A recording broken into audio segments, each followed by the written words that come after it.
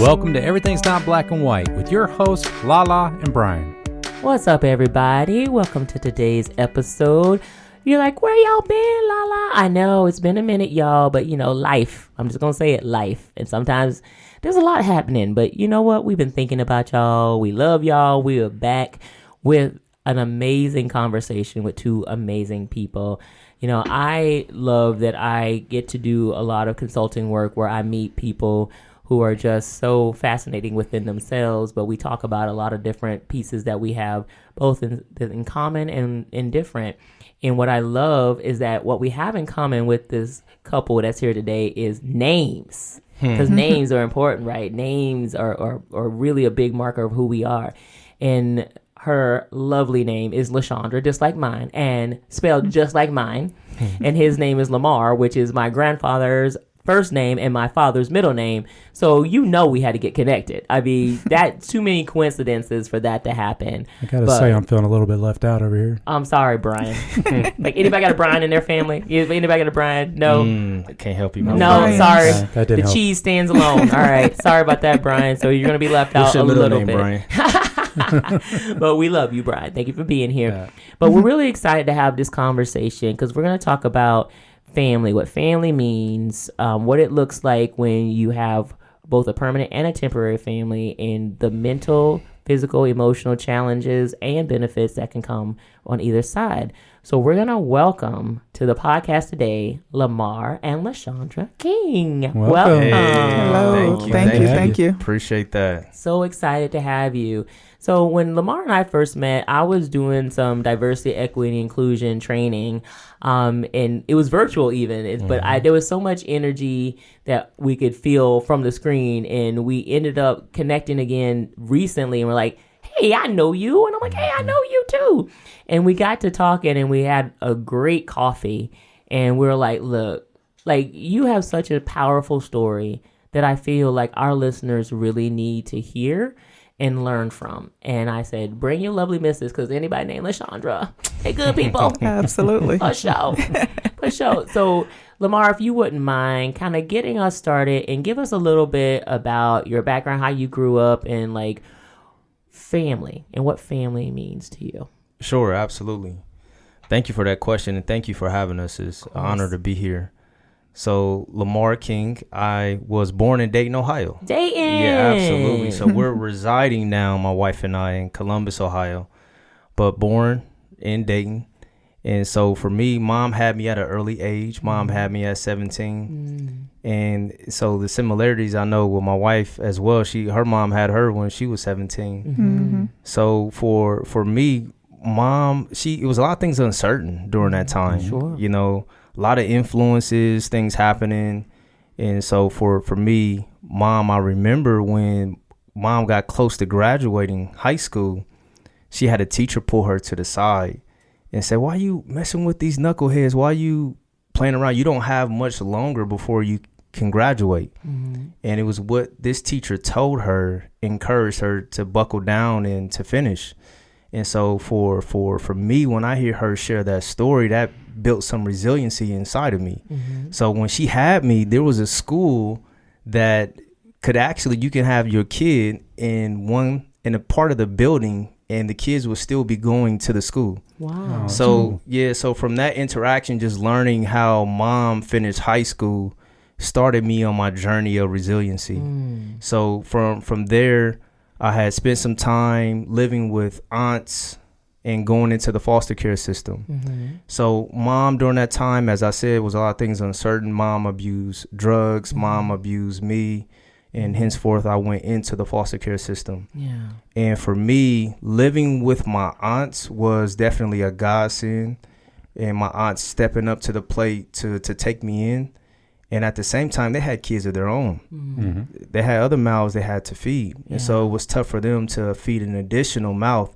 So what they did was they had a close friend who was like a relative who took me in at my first foster home. And she was an extended aunt. Yeah. So the funny thing is that when I would get in trouble at her home, she would say, I can't spank you, but I know someone who can.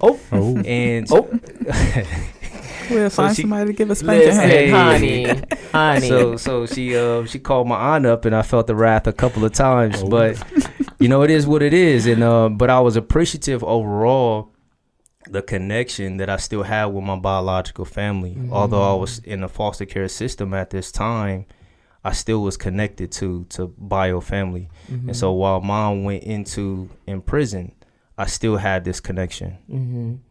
So thank you, first of all, for sharing that, because that's a very intimate and beautiful, vulnerable story to share. So I really appreciate you sharing that, because I know there's probably a lot of people who have experienced very similar things. So to hear you talk about that is an encouragement, because for people to, let me just tell y'all, this is one of the most together, amazing young men that I have met in a very long time. And to know that his life started with those challenges, he's not kidding about resilience. He's such an incredible, just heartfelt person. And even I'll tell you the way he talks about his wife. Let me just tell you, because again, all LaChandras are great. But just that part touches me deeply. It really does touch me deeply. If we can talk a little bit, if you're comfortable sharing, knowing that your mom was in a situation, she was 17 and she was dealing with, addiction and some other pieces, like mentally, where were you? Did you feel wanted and loved? I know you said it was great to have a connection to your biological family. Sure. But what was some of the emotions that you were going through as a young man? Yeah, that's a really great question. I feel that in all young people, you want your mom. You have people who are there, who support you, who care for you. But at the end of the day and at the beginning of the day, you want your mom. So for me, that was tough. That was tough to be able to be separated and away from mom. Since I was my mom's only child, I did have a sister who passed when I was 4. So that connection to mom was it for me. So to be away from her was definitely tough. And to have to now do life and learn how to do life without mom. And I see people would be with their moms, and people would cuddle with their moms and school and things of that nature. And so that was tough I did feel like I didn't belong. When I spent time in foster care and being away from my biological family, I did feel like I wasn't loved. And so for me, it was really tough to really wrap my mind around, what does love really look like? And as I've grown and as I've matured, I understand that love doesn't necessarily look like those who are biological family, or it doesn't look like it's really some people who just love you. And you can have extended friends who become more like family. And so I did still have that connection with biological family. And now I'm in a place now where mom and I are in a place where we can love each other with where we are. And that's for me, it's everyone is in a place where they are. And for me, I've had to learn to accept where I am as well as accept where my mom was at the same time. Yeah. One of the things that's so beautiful, and I definitely want LaChandra to talk about this a little bit. What was resonant to me when Lamar and I had a chance to really sit down and have a conversation, there's that unit when you say you feel half and not feeling whole. LaChandra became the whole for him. And I want you to talk about a little bit, LaChandra, if you don't mind, like when you met Lamar to where he is today, like talk to us about that journey for you, how you got to know him, how you got to fall in love with him, and how you see your relationship today. Like I said, we met in middle school, didn't interact too much. And then later on in our early 20s, we kind of reconnected and established a friendship. We didn't start dating till 2020. So that's about 10-year relationship there. And I told him I didn't really get to meet him until we started dating, because we were just platonic friends. And so it was like, this is my dude. That's my boy. And as we started dating, just how considerate he is, his relationship with God is super important to him, which is very attractive to me because it's the same for me. And that drives everything for him. So actually allowing God to bring that wholeness to him, and then I can come and be a part of what God is already doing is the amazing thing. And continuing to watch him grow in his relationship and grow in his wholeness is beautiful. I love that. That's great. I love that. One of my friends told me once that he said, I think you and Brian are like a rock and a balloon. And I go, okay, help me understand that. He says, well, you're the balloon because you uplift him, and he's the rock and he grounds you. And I was like, that's accurate. That is really, really accurate. And I love that description. I'd never heard anybody say that before, but that was really, really powerful for me. So I would love to hear, what would you consider the thing that grounds and uplifts the two of you? Like, how do you all work cohesively as a unit and as a family? That's a really great question. I feel for us, we are actually 4 days from now will be 10 months that we have been married. And thank you. That's beautiful. So after our friendship, as she made mention that I had asked her to be my girlfriend on her birthday, October 30th, 2020. And then I had asked her to be my wife August 14th of 2021. And then we got married August 2022. And so now here we are. And for us, what has been a grounding force for us is our relationship in God. Okay. That is what really keep us solid in terms of how we look at each other, how we treat each other. And for us, that's very important in understanding that we have a flawed upbringing. And I just speak from myself. Sure. And how the things that I just shared earlier. So understanding and receiving love was a challenge. And I had to understand that this woman can't give me that. Right. This has to come from God. And as God gives this to me, now I can receive it from her. So that was really a saving grace for us. And then also going back to another point she made mention of is our friendship. And being able to really just relax and have fun. Yeah. She helps me out a lot with that. Yeah. I don't know what the dynamic in you all's relationship is, but I can be really serious. And so she brings the playful, joyous side out of me, which I thoroughly enjoy. I love that. I think that's what the best thing about having a partner is they always bring the best out of you. And that's awesome to hear that that's happening. Yeah, Absolutely. I love that. I would say that's accurate for Brian and I. When we first started dating, we knew each other for a year before we even went on our first date. Like he would always say, I flirted with him because I was the aggressor. I ain't gonna lie. I was the aggressor. I flirted first. Like what you saw. Listen. It was a paper arm. He used to be my Staples delivery driver. So he'd bring that big old box of computer paper, and that paper arm, I was like, what's up? It's something about a man's strength. Listen. I feel you. Listen. And so then it was fun, and then we started dating, and we actually literally got married a year to the day of our first date. So I understand what you're talking about like that, because when you know, Absolutely, right? When we know young chickens, we seasoned folks, right? Like y'all seasoned folks, like you ain't got time to play. Little did you know, like 17 years later, that paper arm become arthritic. Listen.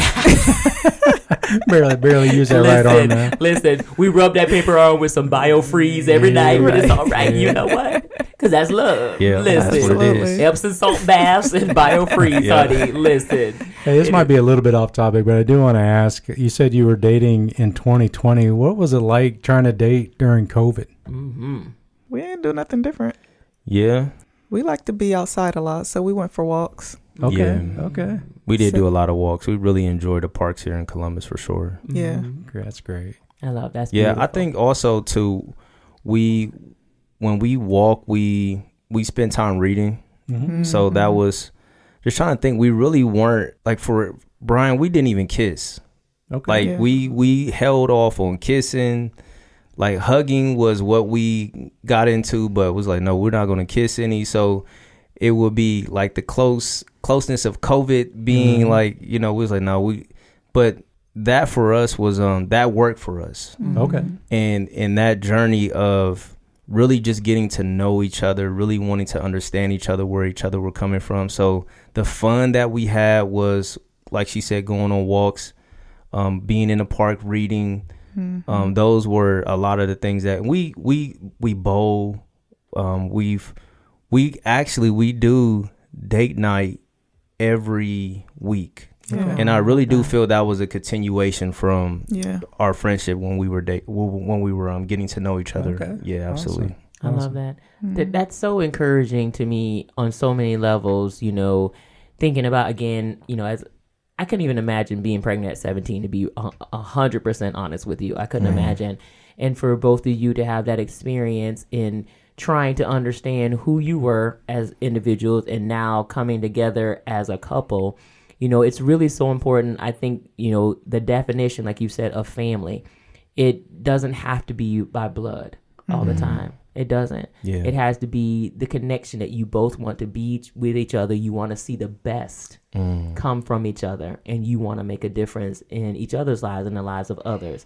And so that is incredibly powerful for me to watch you both do that in this community. So I do want to talk about that a little bit, about how you're both showing up in the community and showing people love in a much different way than maybe they have ever experienced before. This was really great that we both get a chance to do work that we really enjoy, and we get to come home with the excitement of that, and to be able to share in the joys, to share in the not so good days, but we know that the work that we're doing is purposeful. So what I get a chance to do, what I get to do is train foster caregivers and caseworkers on issues regarding foster youth. So I get a chance to inspire them in the work that they're doing. And for me, it's a glorified testimony that I get to share.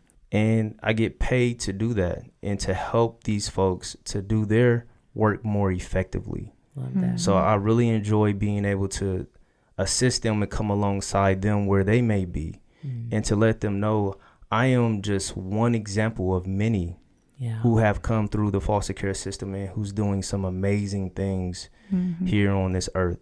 So I enjoy being able to share this with my wife and bring this excitement home, and then hear what she does.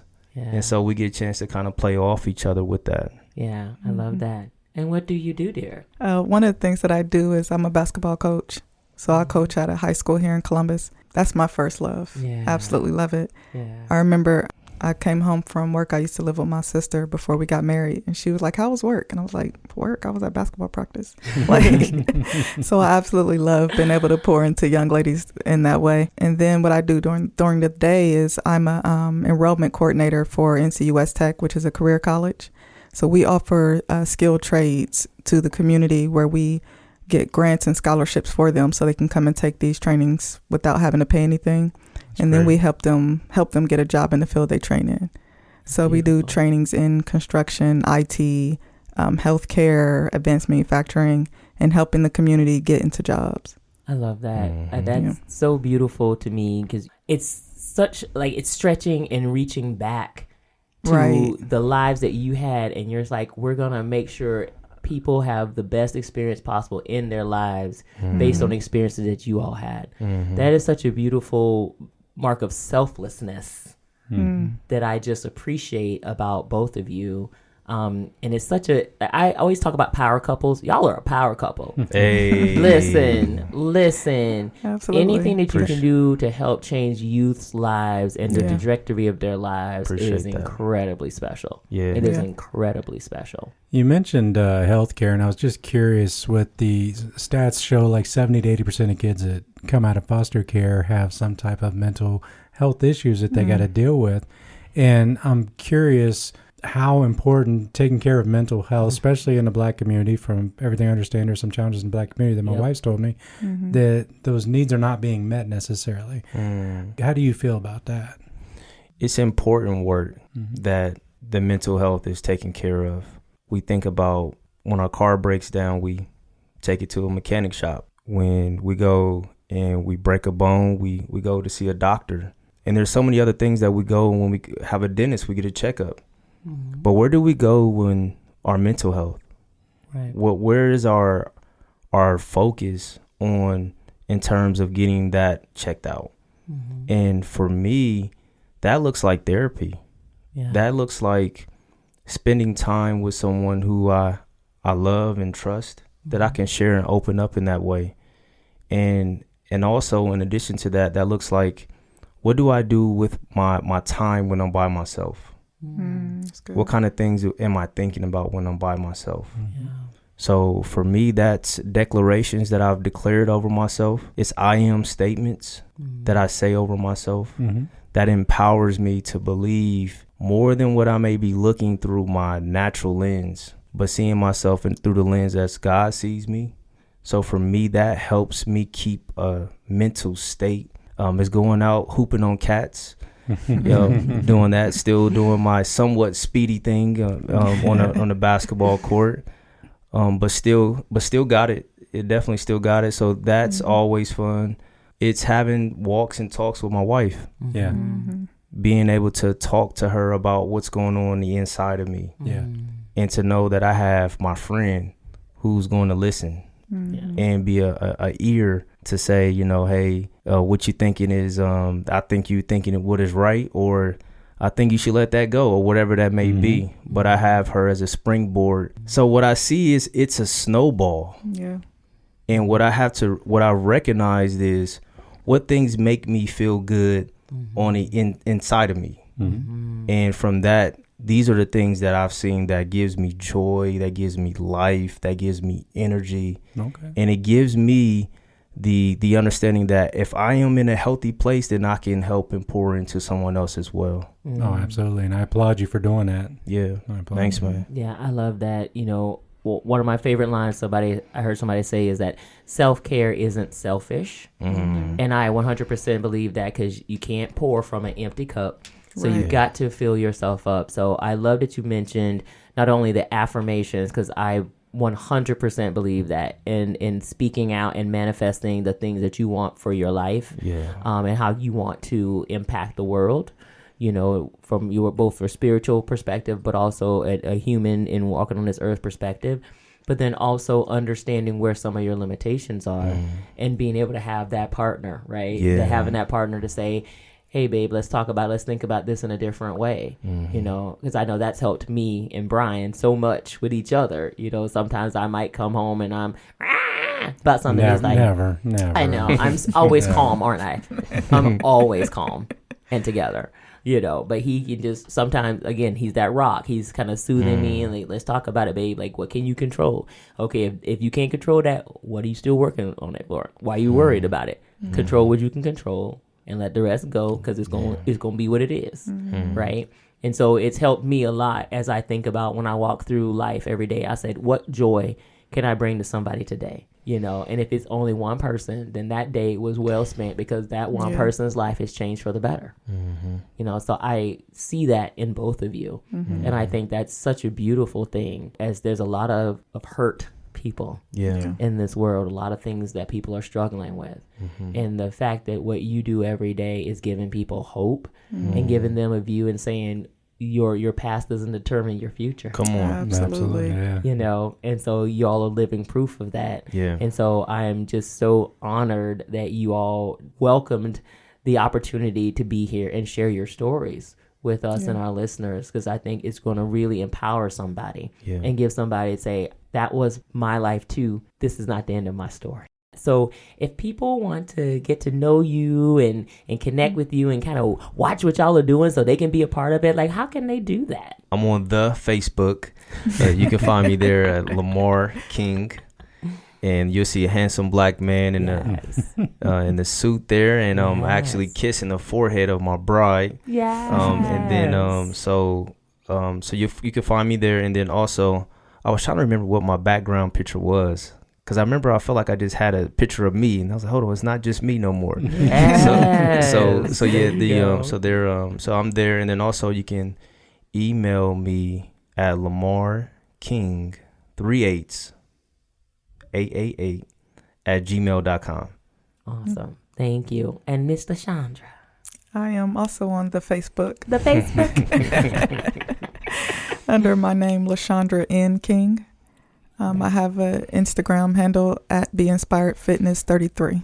All right. Now, I like that. I like that. Be inspired. Oh, fitness. yes. You got to inspire the people. Listen, that you sure do. I love Absolutely. And all that information will be in our footnotes. You can just click on that and get a direct link right to these fine folks. that. Absolutely. Awesome. And Brian, Thank if you, people want to Brian. connect with us, how do they do that? It's a great question. They can email us at embwpodcast@gmail.com.